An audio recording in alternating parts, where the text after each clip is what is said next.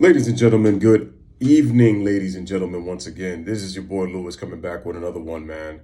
Make sure you hit the like. Make sure you hit that subscribe. Make sure your post notifications are turned on. Make sure you guys are sharing on your social media platforms. Truly appreciate it. Hope everybody is having a wonderful Monday evening. Peace and blessings to everybody, man. Much love, man. Salute. On to the video. Now,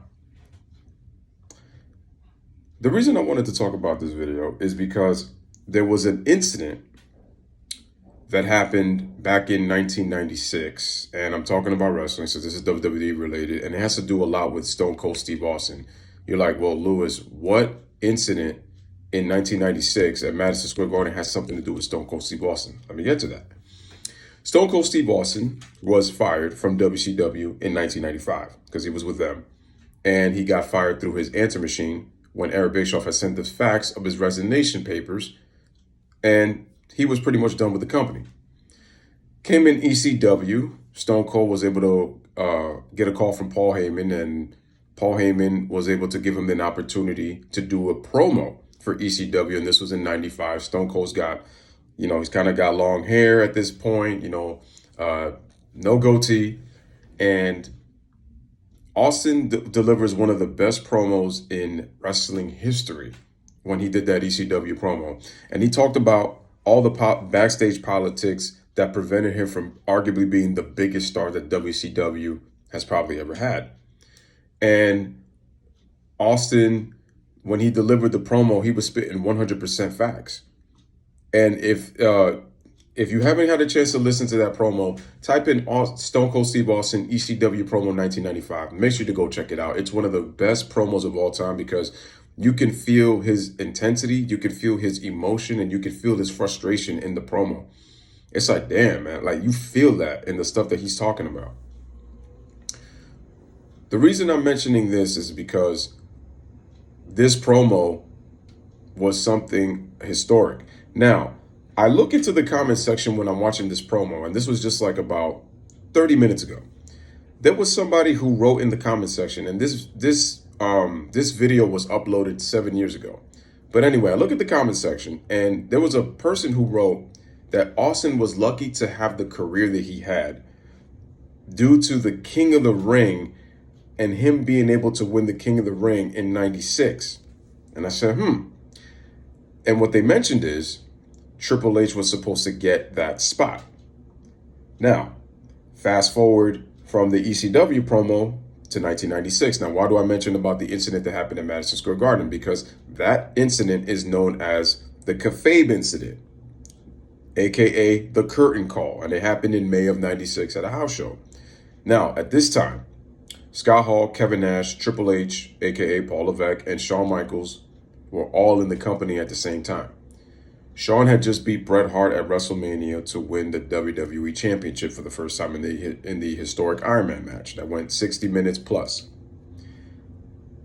So Shawn is the champion.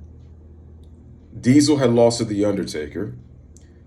Triple H had lost embarrassingly to The Warrior, and Triple H had felt that The Warrior was one of the most unprofessional guys that he had ever worked with. And then Scott Hall was suspended due to drug abuse, because I think he got suspended for drugs. I think that's what that was. Not quite sure what it was. I know it wasn't no like PED or performance enhancing. Whatever he got suspended for, I know he was suspended for some kind of drug use. One of you guys could correct me and let me know in the comments section. But Scott Hall did not attend WrestleMania because he was suspended, so he got in trouble with the WWE. Anyway, so the curtain call happens.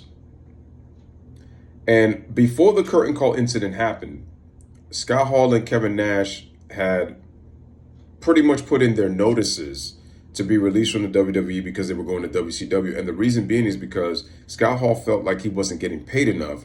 He talked to Vince about it. And Scott was basically saying that, what is he doing that he's not getting the money that he felt like he deserved? And when he found out the money that WCW was offering, he told Kevin Nash about it, and you know how the WWE is over 300 days a year.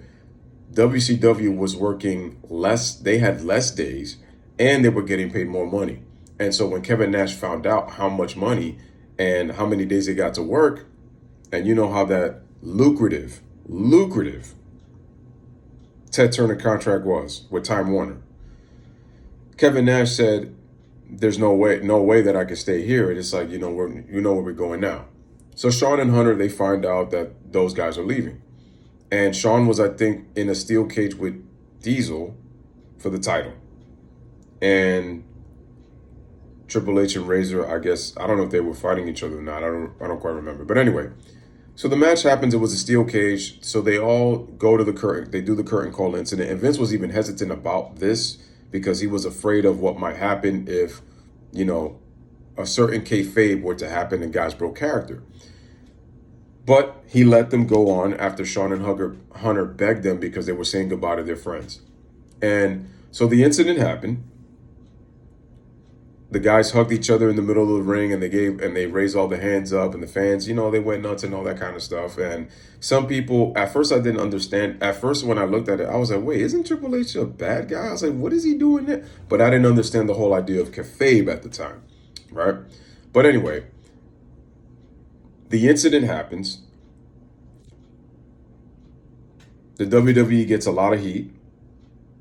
And what happens? Vince had to give out punishment. Well, you can't punish Hall and Nash because they're going to be out of the company by the end of the month. Well, you can't punish Shawn because Shawn is the champion. How would that look if you punish the face of the company? Because now who's going to be the face of your company if you were to give the title to somebody else? Bret Hart is gone. He took time off. And according to Bret Hart, he had not really taken any time off. He had wrestled for about close to 11 to 12 years straight, according to what Bret said. So, what did Vince do? He punished Triple H. And as I mentioned about King of the Ring, Triple H originally was supposed to win in the King of the Ring in 1996. Stone Cold was not even a thought of being the King of the Ring. It was Triple H's King of the Ring to win, but because of the curtain call, he got punished because it broke kayfabe, right? Triple H got punished for over a year. Yeah, he got punished for over a year. The only thing that the benefit that Triple H had, at least at the end of 96, was that he was able to get the Intercontinental title.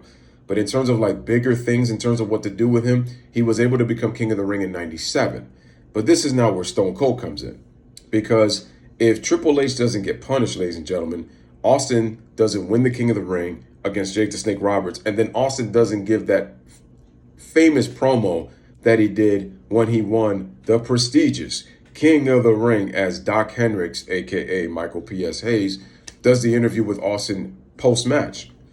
And that was the same night that Austin had to get stitches on his lip after getting it busted by one of the kicks by Mark Merrill in the semifinal match. Austin delivers the promo. You get to see more character development in Austin. Austin showing more personality. Austin is just, a BS, I don't give a F attitude. And you can see his character develop and develop and develop. And what happens eventually? Austin challenges Bret Hart.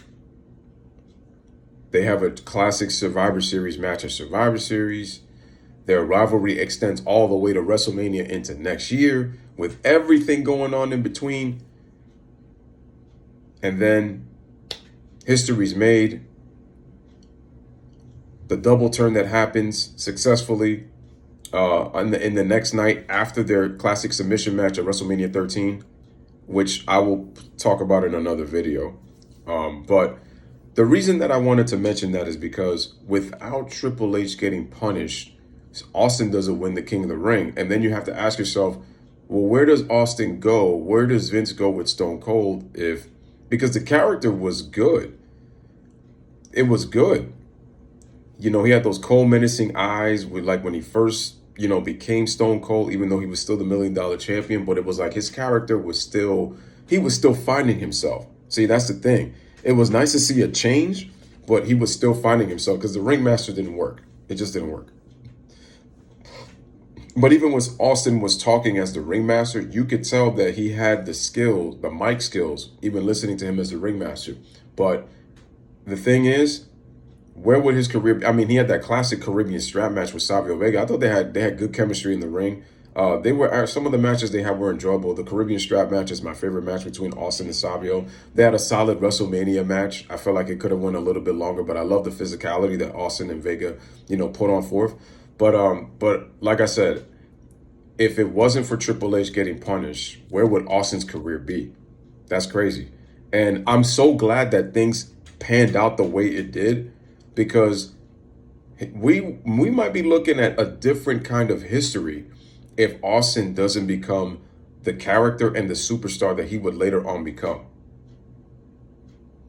Like, we would not see the genesis of Stone Cold. What would we have seen? We don't know. We just don't know. And things would have really, really, really been different. It would have been hard, because then now it's like, who does Brett fight? He's probably only fighting Shawn Michaels, because that would probably been the only thing.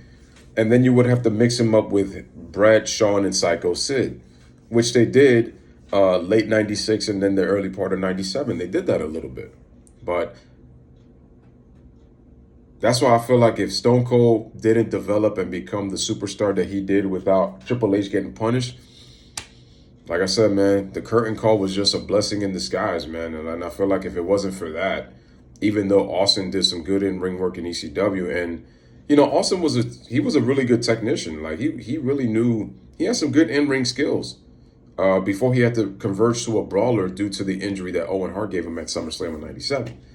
But I really feel that without Triple H's punishment, it was a blessing in disguise, and I thank God, and we're so lucky to have witnessed the greatness that is Stone Cold Steve Austin. I mean, even his WCW work, he has some good matches over there too. But again, WCW, they had no clue on how to make a star. They really didn't. Now, some guys were able to pan out, like Sting and DDP, but also you had some guys, some characters in there that really helped make some of those guys, who they are. But again, the level of talent WCW had and how much they wasted it. And don't get me wrong, the NWO was great, but let's face it, it was also, as much as it was a gift, it was a curse. It was their biggest strength and their biggest weakness at the same time too.